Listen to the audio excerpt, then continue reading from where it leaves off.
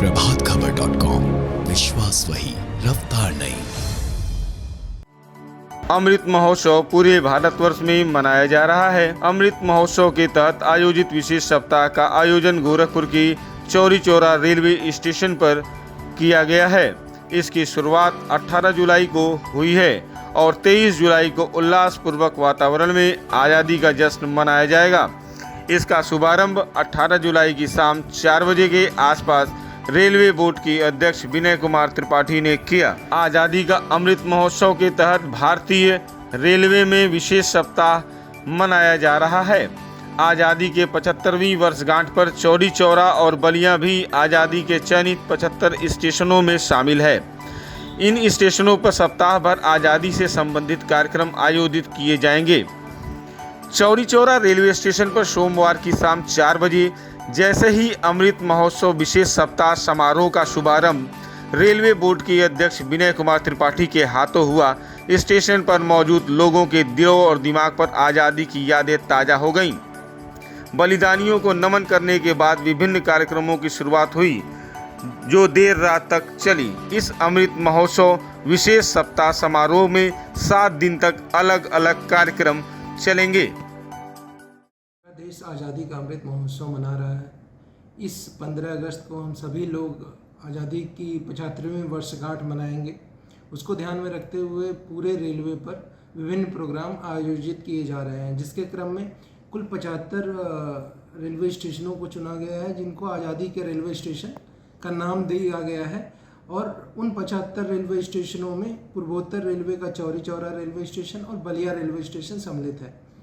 Chauri Chaura railway station की बात करें तो चौरी चौरा रेलवे स्टेशन के जस्ट सामने जो शहीद स्मारक है, जो 4 फरवरी 1922 में जो चौरी चौरा में एक ऐतिहासिक घटना घटी थी, उसके याद में जिन लोगों को फांसी दी गई थी, उन लोगों के स्मृति में बनाया गया था।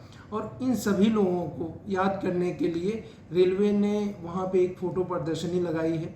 साथ ही साथ नुक्कड़ नाटक के माध्यम से वो जो घटना घटी थी उसको जीवंत किया गया।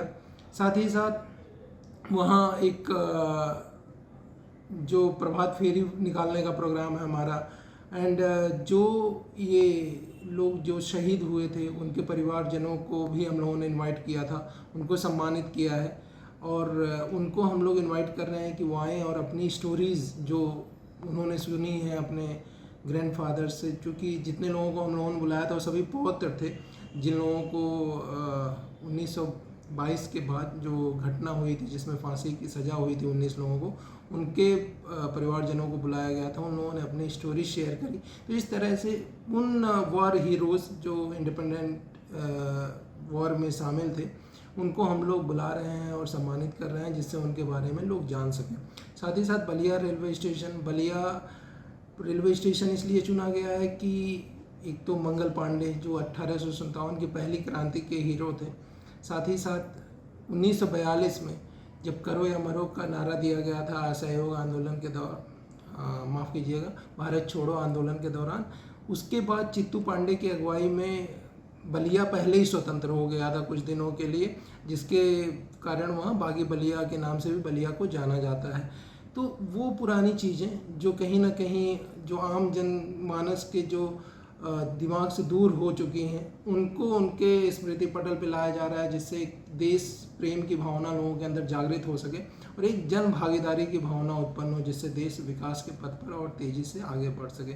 ये सभी चीज़ें हैं जो इसके पहले सोची गई हैं, जिसके कारण ये चीज़ें की जा रही हैं। अब इसके अंतर्गत जो प्रोग्राम आयोजित किए जाने हैं इन 6 दिनों में, उनमें प्रभातखबर.com, विश्वास वही, रफ्तार नहीं।